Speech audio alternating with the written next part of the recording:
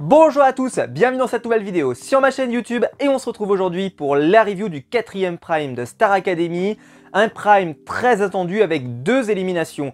Ce soir, c'était une semaine où les candidats étaient en binôme et donc avaient des destins liés, comme on le dit dans Koh Lanta. Alors, je me permets de dire que c'était un excellent épisode sur tous les aspects. Les chansons étaient plutôt bonnes, les performances ont été dans la globalité plutôt bonnes, il y a eu quelques déceptions mais globalement c'était bon. Et les artistes qui sont venus ont été plutôt sympas et d'ailleurs je trouve que le comportement des artistes qui avaient lieu ce soir souligne encore plus ce que je vous citais ou ce que je vous signalais sur le comportement d'un artiste particulièrement lors d'un prime précédent. J'y reviendrai, mais c'est juste pour faire une comparaison, ça ne veut pas dire pour autant que c'est un jugement de valeur, juste pour qu'on compare les choses. C'est-à-dire que là, par exemple, les artistes qui étaient présents sur la scène ont vraiment été hyper généreux. La semaine dernière, c'était le cas aussi, attention, ne me faites pas dire ce que j'ai pas dit, mais juste là, c'était particulièrement visible et on en reparlera tout au long de cette vidéo parce que je trouve que c'était un truc qui est ressorti de nombreux artistes qui étaient présents hier soir.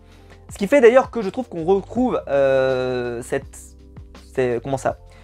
bon côté de la Star Academy, c'est-à-dire que la Star Academy, c'est un instant de partage entre un artiste reconnu ou en tout cas qui performe déjà et des nouvelles générations qui peut-être va réussir à s'imposer avec les années. Et je trouve que ce côté-là ressortait énormément de ce prime.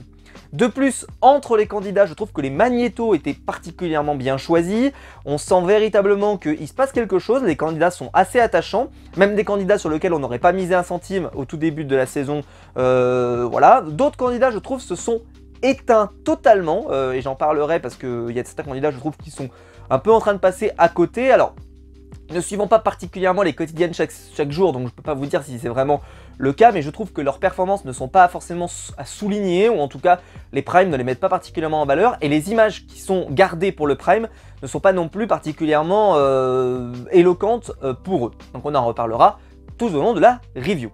N'hésitez pas, si la vidéo vous plaît, bien sûr, à la liker et à vous abonner, bien entendu. Voilà, je le dis au début de vidéo, ça changera un petit peu. Alors, on commence la review avec évidemment donc, le classique de Star Academy, l'hymne qui commence l'émission. L'hymne, donc je vous répète ce que je vous ai dit la dernière fois, vraiment c'est un hymne très bon.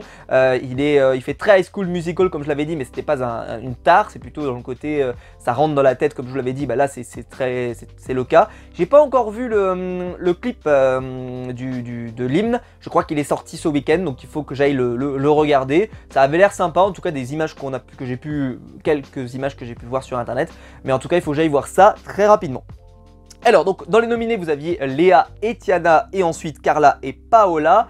Et Carla et Paola pour moi n'avaient littéralement aucune chance de rester dans l'aventure. Elles avaient une cote de popularité qui est assez faible sur les réseaux sociaux, mais les réseaux sociaux sont un peu parfois trompeurs sur la réaction, on va dire, du tout venant, parce qu'il y a plein de gens qui viennent pas parler sur les réseaux, sur Twitter, etc. Et je me suis dit peut-être qu'on se trompe, peut-être qu'elles vont finir par rester, et le résultat d'ailleurs a été plus serré que je ne l'imaginais, parce que pour moi, elles sont vraiment en dessous, enfin on en parlera, mais je trouve que le Prime en plus a été particulièrement cruel avec elles, on en reparlera dans l'émission. Alors, première prestation de la soirée, c'est Slimane qui est arrivé. Donc Slimane qui a chanté avec Anisha et clairement déjà ils ont cassé le game dès la première chanson. Bon, Anisha elle survole, je vous l'ai déjà dit les dernières semaines, je trouve que c'est très compliqué de s'approcher de son niveau tellement elle est en surperformance tout le temps. Elle est divine, elle est toujours juste, elle est toujours avec la... Et puis en plus ça se voit que c'est une personnalité, comme je l'ai dit, qui est une bonne personne, ça se voit. Tous les magnétos qu'on voit, même dans les directs, même dans les machins et tout ce que vous pouvez voir sur elle, t'as pas une tare, t'as pas un truc, t'as pas un grain de sable, parce qu'en fait c'est vraiment une personne foncièrement gentille. Ça se voit. Et en plus, je la trouve pas totalement lisse non plus. C'est juste que c'est une bonne personne. Et ça se voit. Elle est hyper attachante. Et en plus, elle chante incroyablement bien. Elle est extraordinaire. Elle est solaire. On ne voit qu'elle. Je trouve que dès qu'elle est avec une performance, quelqu'un à côté d'elle, c'est très dur d'exister. À part si vous êtes Gims avec une voix particulièrement remarquable. Mais là, avec Slimane qui est l'artiste parfait pour mettre en valeur une femme à côté de lui. On voit tout le travail accompli avec Vita, où clairement leurs chansons à deux sont des odes à une communion entre deux artistes qu'on voit chaque semaine, enfin qu'on voit à chaque fois qu'ils chantent ensemble. Je trouve que c'est une évidence. Et ben on a retrouvé ce côté-là, alors bien sûr bien moins fort qu'avec Vita, parce que forcément il y a des années et des années de travail ensemble, mais c'est toujours hyper bien. Slimane, on sent qu'il met en valeur les artistes avec lesquels il travaille. Et puis il y a une humilité chez Slimane qui est, moi personnellement c'est un artiste que j'ai toujours beaucoup aimé, beaucoup apprécié, humainement parlant, je veux dire humainement parlant. En plus on sait que c'est quelqu'un qui a fait les télécrochets, qui connaît ce genre de choses. Il y en a qui m'ont dit qu'est-ce que c'est un télécrochet? Je profite de répondre à cette question. Un télécrochet, en fait, c'est une émission où le but, c'est de trouver le nouveau talent musical de demain. Voilà, ça s'appelle un télécrochet. Ce qui fait que des émissions comme Popstar, comme Nouvelle Star, comme The Voice, etc. sont des télécrochets. Ils ont plusieurs, on va dire, concepts différents, mais la base, c'est toujours le même objectif.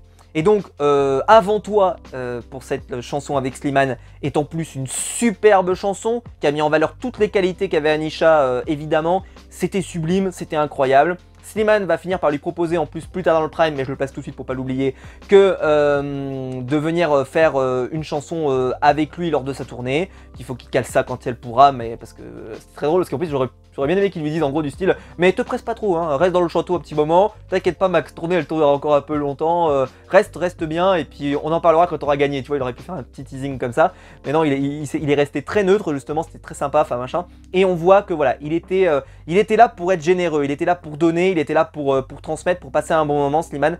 Et ça s'est senti parce qu'en plus il est allé s'asseoir avec les candidats.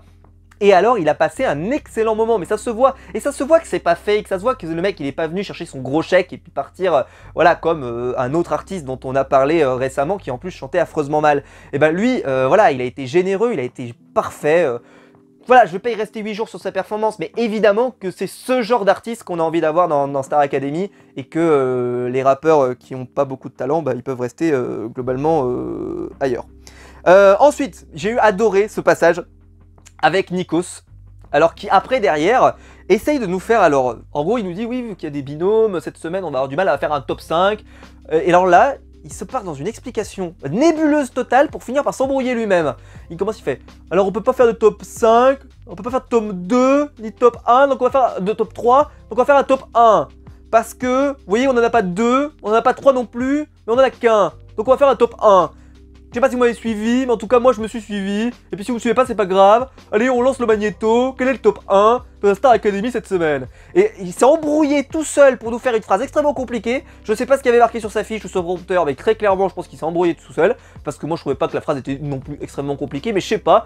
Il a voulu faire un effet de manche pour faire en gros ah vous avez vu cette semaine on va pas vous faire un top 5, on va vous faire un top 1 machin etc.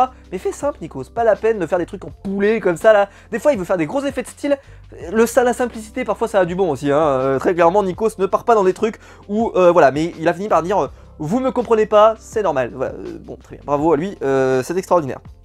Ensuite, chanson de M. Pokora, à nos actes manqués avec Stan et Chris. Et là, bah, je vais le dire tout de suite, les deux, je trouve que c'est les deux qui sont pas du tout ressortis du Prime. Je trouve qu'ils sont passés globalement à côté. Parce que bah, cette chanson déjà de M. Pokora, je trouve qu'elle est très difficile. Elle met pas en valeur particulièrement les voix qu'il y a dans la chanson. Et j'ai trouvé donc c'était hyper décevant. Alors ceci étant, ils l'ont pas mal chanté, c'est pas ce qu'on peut leur reprocher. Mais clairement, tu peux pas sortir, je trouve, particulièrement remarquable de cette chanson. Elle est malheureusement presque trop festive, paradoxalement. Voilà, c'est mon avis. Hein. Dites-moi si vous avez trouvé plutôt que si t'en es bien sorti. Je dirais plutôt que Stan s'en est mieux sorti que Chris. Voilà, mais c'était pas non plus hyper décisif et hyper déterminant. Ensuite on se retrouve avec Enola et Camille Lelouch. Bon là encore une fois je vais avoir l'air d'un culte total parce que moi personnellement Camille Lelouch je la connaissais comme humoriste beaucoup mais je la connaissais pas vraiment comme une chanteuse et en fait elle est chanteuse d'ailleurs j'ai vérifié après derrière, oui elle a fait beaucoup de titres, d'ailleurs elle a été récompensée pour les titres qu'elle produit et voilà, mais moi je la connaissais beaucoup plus pour son travail d'humoriste. Et donc elles se retrouvent toutes les deux ensemble au piano et j'ai trouvé que c'était absolument magnifique. Enola une nouvelle fois éclate de son talent. Alors je maintiens quand même qu'Anisha comment dire, de base a une meilleure voix, une meilleure capacité à tout ce qu'elle veut. Mais Enola, on sent que c'est le travail qui paye, et on sent que c'est... Alors je dis pas que elle travaille pas l'autre, hein, c'est pas ce que je dis. Hein. C'est juste que Enola, c'est une merveille, c'est un diamant brut, c'est génial, elle est top, et super moment. Moi j'ai beaucoup aimé la superbe chanson, et pareil, Camille Lelouch, elle est là, elle passe un bon moment, elle est là pour partager. Elle passe rapidement, mais on sent pas comme d'autres fois qu'on a pu avoir avec des artistes qui sont là un peu pour passer une petite tête. Non, ils sont généreux, ça se voit qu'elle voulait la mettre en avant, ça se voit qu'elle voulait qu'on passe un bon moment les deux ensemble, c'était très réussi, bravo aux deux. Ensuite, Carla et Paola donc, se retrouvent pour défendre leur chance face au public. Donc, ils leur ont donné un méga tableau avec de la danse, une chanson en anglais. Et alors, je me suis dit, c'est vrai qu'elles ont plus de chances de se mettre en valeur parce que y a de la danse, parce que c'est en anglais, parce que c'est une belle chanson, etc., etc. Maintenant, je trouve que effectivement, ça les a plutôt desservis. Parce que la danse n'était pas extraordinaire, elle était bonne mais elle n'était pas extraordinaire. Et puis en plus, je trouve que ça n'a pas provoqué de coup de cœur. Je veux dire, ils les ont fait passer en premier. Je sais pas si c'est parce qu'ils voulaient absolument essayer de les garder, je sais pas, j'ai du mal à imaginer. En tout cas, elles sont passées en premier. Et très clairement, on sait que Yanis est tombé un petit peu dans la presse, qu'il a déjà travaillé avec Carla. Est-ce qu'il a essayé de l'avantager en lui proposant un beau tableau, machin, etc. C'est possible, on peut pas savoir. Je vous l'ai déjà dit que c'était une émission qui était très partisane, qu'il y a des choses qui sont pas toujours tout à fait claires, tout à fait belles. Voilà, méfiez-vous de ce que vous voyez, méfiez-vous de ce que vous avez des fois dans les quotidiennes qui sont pas forcément la dynamique qu'on peut voir dans les lives ou autres, parce qu'en réalité, la production peut raconter le récit qu'elle souhaite raconter, et que si les images l'amènent pas forcément dans ce cadre-là, elle peut pas truquer les images, parce qu'elle les truque pas. C'est juste que tu choisis un petit peu l'histoire que tu veux nous raconter avec les images que tu choisis. Et un montage peut parfois faire paraître des choses comme elles sont un petit peu exagérées parfois, vous voyez. C'est-à-dire qu'il y a des fois des choses qui peuvent être un petit peu soupçonneuses, en tout cas un petit peu soupçonneuses, et en tout cas où on peut avoir des soupçons. Voilà, en tout cas, il a voulu leur... Donc, pour moi, Yanis, il a voulu leur mettre le maximum de chance. Mais en fait, ça a été presque un cadeau empoisonné parce qu'elles ont eu donc beaucoup de choses à faire. Est-ce que vraiment ça a permis de mettre leur voix en valeur? Je trouve que Carla, elle s'en est sortie à peu près, mais clairement, on sent qu'elle est à l'arrière du peloton, à l'arrière du wagon. Paola, elle, on sent qu'elle est mieux quand même, mais l'ensemble des deux faisait pas un truc particulièrement fou. Et donc, à la fin, je trouve qu'elle ressortait pas avec une performance qui marquait les esprits, malheureusement pour elle. Ensuite, on nous annonce qu'il va y avoir des grosses surprises pour Chris, Julien et Anisha dans la suite de l'émission. J'espère bien sûr qu'il n'y avait pas le retour dans la salle, hein, faut quand même se méfier, mais bon, on va dire que non. Et puis voilà, d'ailleurs les candidats, on avait l'air de sous-entendre qu'ils se doutaient qu'il y avait un truc qui... Anisha d'ailleurs, elle est trop franche, Anisha, c'est vraiment, elle me fait halluciner. Donc ensuite, vous avez donc au retour de pub, Anisha qui doit chanter Sous le vent avec Julien. Et certains n'ont pas trop apprécié le fait qu'ils ont fait s'entraîner Julien avec Anisha pendant un certain temps, alors qu'en réalité, Julien n'allait absolument jamais chanter avec Anisha, parce que c'était Garou qui devait venir chanter avec elle. Moi, j'ai trouvé que c'était beau. Oui, c'est vrai que c'est dur pour Julien. Après, Julien, il a une chanson solo qui arrive après. Je trouve quand même, on l'a vu hier soir, c'est pas non plus... voilà. Même si c'est vrai que cette chanson elle est particulièrement sublime, mais on en reparlera parce qu'en plus je trouve que Garou a été plutôt extrêmement généreux. Je vais pas vous refaire tout le listing de ce que je vous ai dit sur Slimane, mais Garou c'est du pareil au même. Hein. Garou hyper généreux, il a eu qu'une seule, on voit il a eu envie de donner, il avait envie de partager un bon moment avec les candidats. Et avec Anisha vraiment il a tout fait pour la mettre en valeur face à lui, et il a bien vu que Julien il avait été un peu... rangé sur le côté, et il l'a attrapé, il a voulu chanter un petit peu avec lui, faire un truc sympa, machin. On sent que Garou, il est venu pour... Voilà, c'est un artiste, on sait qu'il est très aimé par TF1, hein, évidemment, mais c'est mérité en fait, c'est mérité parce que c'est un superbe artiste, c'est un super symbole pour les gens. Très clairement, si tu aimes la musique, je pense que voilà, quand tu regardes Garou, tu te dis quand même que le mec, il est au-dessus de la mêlée de beaucoup d'artistes, et puis voilà, d'une simplicité, alors que c'est quand même une méga star, je veux dire, voilà, il a une superbe carrière, il pourrait se la péter et tout, et c'est pas du tout l'ambiance qui s'en dégage. Je l'avais déjà vu quand il avait participé à d'autres émissions, le Téléthon, ou The Voice, ou machin, tu vois que c'est quelqu'un qui est hyper nature et hyper généreux, ça s'est ressenti à chaque instant. Sous le vent, évidemment, c'est une chanson sublimissime pour Anisha. Alors très clairement, ça a utilisé toutes ses qualités. Donc la chanson est un chef-d'œuvre. Et je trouve qu'elle a bien géré la surprise en plus, mais vraiment c'était super. Même si Anisha disait que oui, elle n'avait pas chanté extrêmement bien parce qu'il y avait un peu la surprise, mais franchement, elle était au top, il n'y a pas de souci là-dessus. Elle surnage de toute façon. Julien, lui, il a été très bon, et puis je trouve qu'il s'en est bien sorti de ce moment-là, et je trouve que ça lui a donné un côté très sympa, encore plus sympa que ce qu'on voit déjà à l'image, parce que je sais pas, il fait très nature, mais en même temps, là, on voyait vraiment le bon côté qui ressortait de lui, et je trouvais que là-dessus, la promesse a été plutôt bien tenue. Ensuite, on nous annonce que la semaine prochaine, ils vont faire un prime hommage à Grégory Le Marchal. J'ai un petit peu peur que ce soit un peu cringe, on verra ce que ça donne. C'est un peu tôt, parce que voilà, les prime hommages, des fois c'est à double tranchant, ça peut être hyper lourd, parce qu'après, tu vois, tu as un peu le côté, tu dois porter le poids de ce genre de choses, et les candidats sont pas forcément toujours amènes de porter ce genre de truc. Il va peut-être leur demander de faire des déclarations sur Grégory Le Marchal, alors que peut-être certains vont nos souvenirs plutôt vagues, parce qu'ils étaient gamins quand il chantait dans la Starac.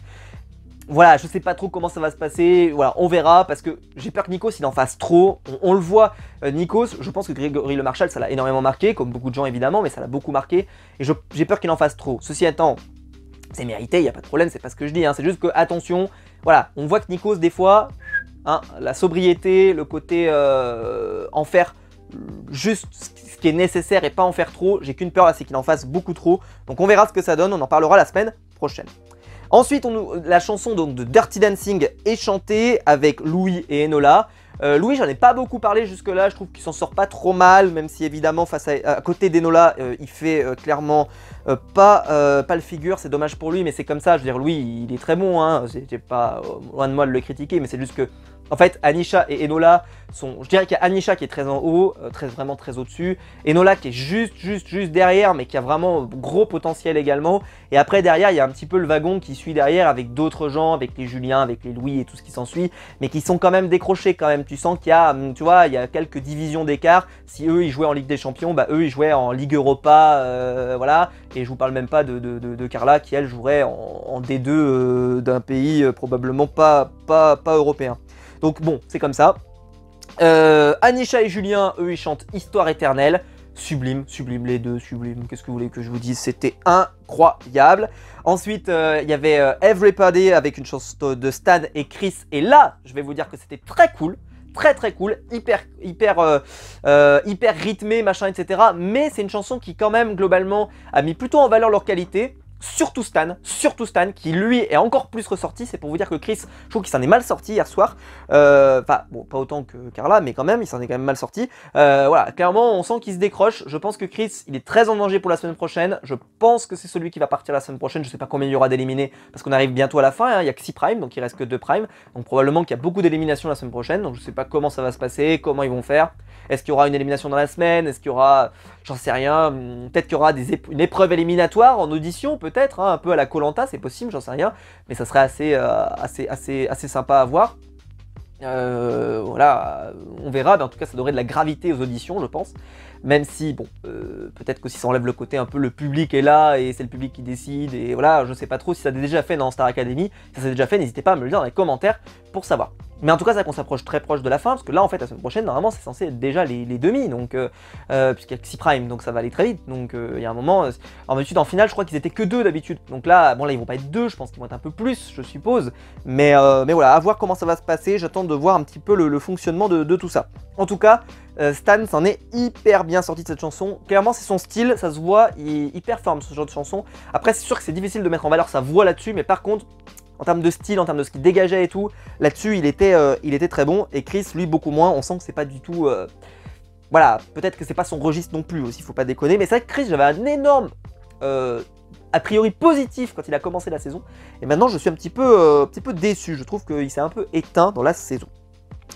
Ensuite, Tiana et Léa font leur passage en binôme pour défendre leur place.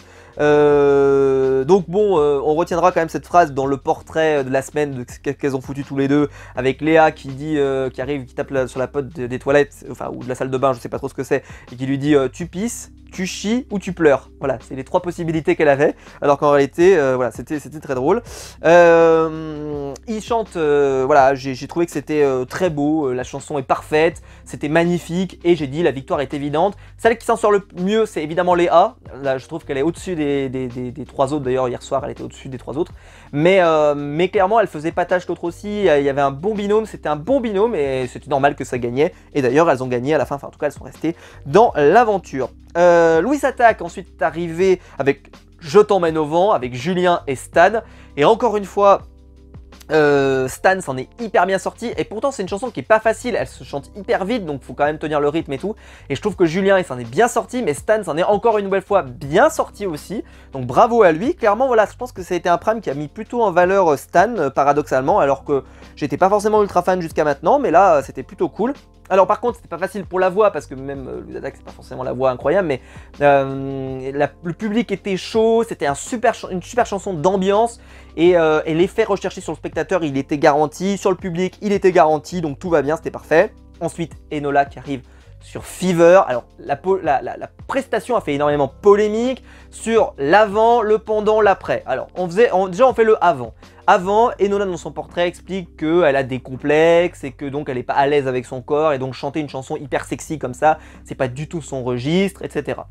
Ce qu'il faut comprendre, c'est que la Star Academy, il y a l'objectif aussi de sortir les candidats souvent de leur zone de confort. Je préfère personnellement qu'ils sortent Enola de sa zone de confort là où elle a rien à jouer, parce que là pour le moment elle a rien à jouer, elle n'est pas nominée, elle n'est pas en danger, etc. etc. C'est envie de dire, la Star Academy, je rappelle que c'est une école normalement où on se forme, d'accord? Donc qu'elle se forme, même si c'est quelque chose avec lequel peut-être qu'elle refera plus jamais des prestations comme celle-là, parce que c'est pas son style, très bien, mais je trouve ça bien aussi que la formation aille aussi sur les points où les candidats sont pas forcément ultra dans leur cercle. Et je pense que c'est une prestation qui va lui servir de toute manière. Qu'elle en ait retiré du positif ou du négatif, ça va lui servir. Donc j'ai vu beaucoup de gens hyper critiques sur cette côté un peu de voilà, vu son profil, ils auraient pas dû faire ça, etc. Franchement c'est pas top, machin. Moi je suis plutôt dans l'avis d'un autre avis, c'est de me dire que pédagogiquement c'est hyper intéressant de l'avoir fait. Ensuite, maintenant, il y a la prestation pendant. La prestation pendant, donc elle a une tenue, on a l'impression qu'elle l'assumait pas, cette tenue. Alors, qui choisit les tenues? Est-ce que c'est les candidats? Ça m'étonnerait. Est-ce que c'est le directeur artistique / chorégraphe? Ça m'étonnerait beaucoup moins. Et est-ce que c'est la prod? Pourquoi pas? À voir. En tout cas, voilà, elle a peut-être pas pu choisir. Bon, c'est vrai qu'elle n'avait pas l'air hyper à l'aise, en particulier dans la dernière partie. Je trouve que dans la musique, franchement, moi, il y a rien qui m'a perturbé. J'ai vu beaucoup de gens dire qu'elle n'était pas super à l'aise. Je trouve que ça se voyait, je trouvais que le moment où on voyait qu'elle n'était pas à l'aise, c'était au micro après. C'est-à-dire qu'en gros, quand elle a chanté, t'as l'impression qu'un peu c'était bah je chante de toute façon, voilà, je suis la boss du game. Et puis après, quand il a fallu vraiment qu'elle se pose et qu'en fait on la regarde et qu'on la scrute et qu'on l'analyse et que le jury pose un regard sur elle, etc., on sentait qu'elle était un peu moins à l'aise. En tout cas, c'est le retour que j'ai en regardant, mais peut-être qu'aussi, voilà, elle camoufle bien et voilà. Donc là, polémique à nouveau, on dit ouais, franchement, en plus elle a des complexes, machin, donc franchement vous auriez pas dû, voilà, c'est pas bien, machin, etc. Voilà, moi je maintiens quand même ce que je vous ai dit au tout début, donc voilà, je vais pas changer d'avis sur ce que je viens de vous dire, hein, c'est-à-dire que je pense que c'était quand même bénéfique pour elle. On verra ce qu'il en ressort de façon cette performance. En tout cas, je trouve qu'elle s'en est bien sortie. Moi honnêtement, j'étais plutôt très content. J'ai dit que voilà, c'était hyper bien. Alors évidemment, c'était hyper sexy, voilà, c'était vraiment mis en scène comme ça. Et alors après, j'ai entendu beaucoup de choses qui ont parlé du féminisme. Alors, je vais quand même en parler très rapidement parce que, en gros, ça veut dire que vu qu'ils lui ont fait subir ça, ça veut dire qu'on définit cette femme par le fait qu'elle est très sexy et machin, etc., etc., etc. Alors, je vais quand même dire quelque chose qui est quand même important et qu'il faut comprendre, c'est que un artiste doit pas être jugé sur son physique, c'est vrai, mais ça a toujours compté d'une manière ou d'une autre, ça a toujours plus ou moins compté, hein, malgré tout. C'est comme ça, les plus grandes stars, il y a eu, voilà, c'est déjà arrivé qu'il y en a certaines juste avec un physique particulièrement avantageux peuvent combler une voix qui n'est pas forcément non plus des plus grandes, et inversement, voilà, ça existe. Maintenant, si tu as une très belle voix, tu peux quand même réussir à performer, même si tu n'as pas forcément le physique top modèle adéquat. Déjà, premier point. Deuxième point, c'est ouais, mais bon, ça veut dire qu'encore une fois, elle est définie par. Enfin, on a défini cette femme par le fait qu'elle est une femme sexy et c'est ce qu'on attendait d'elle, machin, etc. Déjà, la chanson, c'est sûr qu'elle est un peu de ce type-là, hein, elle est comme ça, hein, c'est vraiment une chanson très très sexy, très comme ça, et donc forcément ce choix-là, bah, il oriente quand même, voilà, peut-être qu'il n'aurait pas dû le faire, hein, dans l'absolu. Mais en tout cas, moi ça m'a pas choqué, bien plus que ça. Et puis, si vous voulez vraiment voir de l'antiféminisme total, je trouve que quand vous regardez Danse avec les stars, c'est beaucoup plus évident, avec les gars et les filles qui sont particulièrement bien foutus, avec des abdos, avec voilà, un corps parfait, en tout cas avec les critères esthétiques qu'on connaît. Là, très clairement, ils se retrouvent à poil la moitié du temps parce que, bah, évidemment, c'est plutôt sympa pour la caméra. Voilà, là, on est quand même beaucoup plus remarquable. Là, j'ai trouvé qu'au contraire, elle s'en est bien sortie, Enola, elle s'en est bien sortie. Et que franchement, elle en retirera que du positif, elle en retirera que des enseignements qui sont sympas. En plus, franchement, sa performance, elle était bonne. Mais voilà, après, si c'est pas son style, de toute façon, on est bien d'accord que c'est une école de formation, mais qu'après, derrière, quand ils feront leurs propres albums, si c'est elle qui l'emporte, par exemple, c'est elle qui choisira son style. Si elle veut faire un truc un peu à la Adele, j'en sais rien, par exemple, je vous prends un exemple comme ça, où voilà, on est beaucoup plus stoïque, on fait peu de chorégraphie, on bouge pas beaucoup, etc. Mais justement, on est vraiment sur de la performance et on éclabousse de son talent juste avec sa voix. Il n'y a pas de problème, ça dépend, c'est une question de style. Mais justement, l'école, elle a pour but aussi qu'ils puissent découvrir leur style, se découvrir. Et puis qui sait, peut-être que, on sait jamais, ça peut débloquer quelque chose, ça peut amener peut-être qu'elle... Voilà, parce qu'en plus, franchement, Enola, putain, si elle a des complexes... mais en vrai de me dire, les complexes, c'est pas, comment dire... C'est pas objectif, voilà, en fait tu peux avoir des complexes alors qu'en réalité il n'y a pas de raison, c'est juste que y a un moment tu as un regard sur toi qui peut être plus critique que ce que c'est vraiment, ça voilà, c'est comme ça. Mais en tout cas j'ai trouvé que franchement j'ai vu des propos voilà, qui m'ont un peu déçu sur Twitter parce que je trouve que là ils ont voulu descendre un peu cette prestation alors qu'en réalité je trouve que elle a été un moment hyper intéressant et que je pense sur l'ensemble de la carrière qu'elle aura fait dans l'émission, je pense que ça lui aura servi et qu'elle aura retiré quelque chose de cette performance. Et je préfère qu'elle fasse ça maintenant plutôt que la semaine prochaine où peut-être qu'elle va jouer un truc hyper important en rapport avec les demi-finales. En tout cas, moi j'ai beaucoup aimé. Et évidemment, je suis hyper amoureux, hein, ça ne change rien. Ensuite, Chris se met à chanter donc Je serai là avec un canapé qui était tourné contre le public. Oui. Alors la mise en scène, j'ai pas compris du tout, alors je sais, hein, c'est parce qu'il voulait que la famille arrive, donc il voulait qu'il voit sa famille arriver par le plateau. Bon, bah je suis désolé, mais il fallait pas le faire comme ça. Peut-être qu'il aurait fallu, j'en sais rien, le mettre sur le côté par exemple, voilà, 2 tiers, et puis que la famille arrive par derrière et s'assoit sur le canapé à ses côtés, et comme ça il aurait continué de chanter en les regardant tous les deux, mettre un canapé d'angle par exemple, peut-être que ça aurait permis aussi qu'ils puissent regarder les deux, j'en sais rien, mais en tout cas... J'ai trouvé que c'était hyper bizarre de le voir complètement tourner le dos au public. Je rappelle que quand vous faites quelque chose, oui vous le faites pour la télévision, mais vous le faites aussi pour le public qui est là et qui s'est déplacé. Et ce public-là, je trouvais que là, sur cette performance-là, il a été un peu, alors je vais pas dire mis de côté parce que c'est un peu violent, mais en tout cas, clairement, je trouve que cette scène était ratée envers eux. En tout cas de mon côté. Je vous ai pas évoqué, excusez-moi, la prestation évidemment d'Élodie Frégé, je vous en ai pas parlé, pardon, qui a été divinement sublime, déjà elle est divinement sublime, mais en plus hyper généreuse aussi. Par contre, Élodie, je trouve que ce qu'elle a fait en fait en humilité, c'était pratiquement trop en fait, parce qu'elle est arrivée, elle a dit ouais bah moi j'aimerais bien retourner à l'école parce que franchement je suis peut-être pas assez douée, quand je les vois franchement je me dis voilà c'est machin. Elodie, elle a une très belle carrière et je trouve dommage de se descendre comme elle l'a fait. Franchement, elle n'en a pas besoin. T'inquiète pas, les gens qui veulent te descendre et qui peuvent te descendre, ils n'ont pas besoin que tu te flagelles à ce point-là. Donc ne le fais pas. Parce que franchement, elle a une très belle carrière, elle peut en être fière et elle peut être très fière de sa voix, elle peut être très fière de ce qu'elle fait. Et donc c'est vrai que j'ai trouvé que c'était de la modestie, mais trop. Et puis bon, bah super moment avec Slimane, avec Julien, c'est très drôle, ouais, c'était vraiment marrant, donc j'ai beaucoup aimé. Ensuite, chanson de Amel Bent, Ma philosophie, avec l'ensemble des 4 nominés. Bon bah Léa s'en sort s'en sort bien plus que les autres. En particulier, il y a juste le moment là où elle lance l'après-refrain, là vous savez. Et là où elle lance sa grosse voix bien cool, franchement elle a calmé la concurrence derrière, les autres ils n'ont pas réussi à suivre. Car là, clairement, elle était à côté de la plaque, c'était terrible. Ensuite, Christophe Willem se met à chanter avec Stan sur PS Je t'aime, je crois que c'est la chanson qui s'appelait. Et franchement, une nouvelle fois, Stan s'en sort plutôt bien. Je crois que Christophe Willem n'était pas super en forme, j'ai entendu ça sur les réseaux. Bon, très bien, je trouve qu'honnêtement, il s'en est bien sorti lui aussi. Les deux, c'était bien, mais par contre, c'est vrai que c'était un peu... je sais pas. Par rapport aux qualités de Stan, peut-être qu'effectivement, c'était moins évident pour lui. Mais je trouve que le moment était plutôt cool et il s'en est bien sorti. Ensuite, vous avez Louis qui a chanté avec Pomme.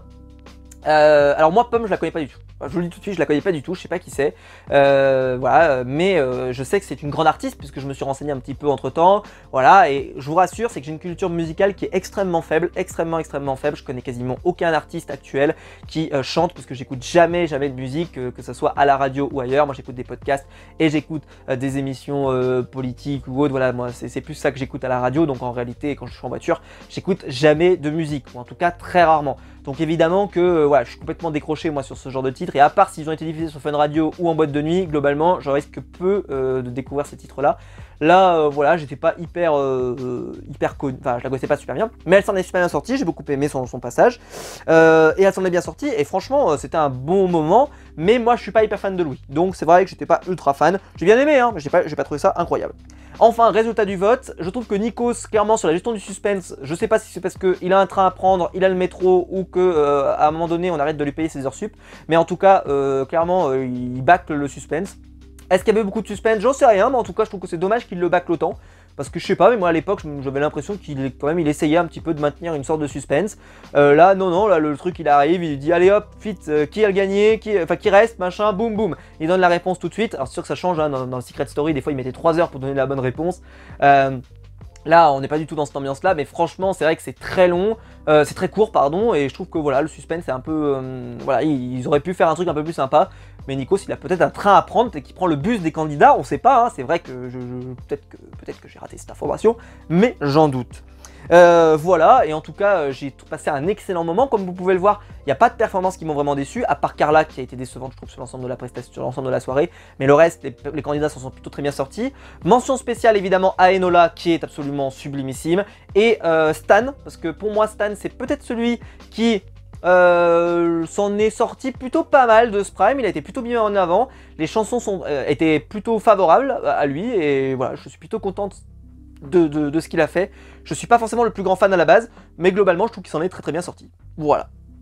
Et ben dites-moi vous en tout cas dans les commentaires ce que vous avez pensé de ce prime, quels sont vos favoris. Moi très clairement je le maintiens, hein. Je pense que Anisha et Enola sont clairement au-dessus, elles ont pris une longueur d'avance par rapport aux autres, parce que vraiment c'est voilà, je veux dire, il y a aucun moyen de ne pas voir que les deux sont bien au-dessus des deux autres. Elles sont vraiment extraordinaires, moi je les apprécie énormément, je trouve que c'est deux excellentes candidates. Julien, il a une popularité du public, mais je pense que sa popularité du public, elle aura quand même des limites face aux deux autres qui sont vraiment extraordinaires.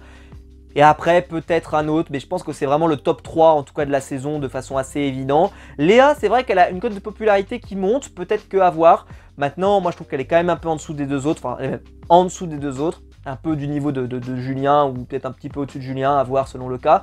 Mais en tout cas, voilà, je trouve qu'il y a vraiment deux qui se sont détachés, et je trouve que cette semaine, c'était encore plus visible. Voilà. J'espère que la vidéo vous aura plu, en tout cas, n'hésitez pas à liker la vidéo, à vous abonner, à la partager sur les réseaux sociaux, il y a le bouton rejoindre juste en dessous pour donner mon soutien et je vous en remercie. Et dites-moi dans les commentaires ce que vous en avez pensé de ce prime, quels sont vos favoris, qu'est-ce que vous en avez pensé, etc. et les performances de chacun des chanteurs qui étaient là hier soir, quels sont vos moments marquants. Je vous attends en commentaire et je vous lis. On se retrouve de toute façon très vite pour une nouvelle vidéo sur ma chaîne YouTube. Ciao.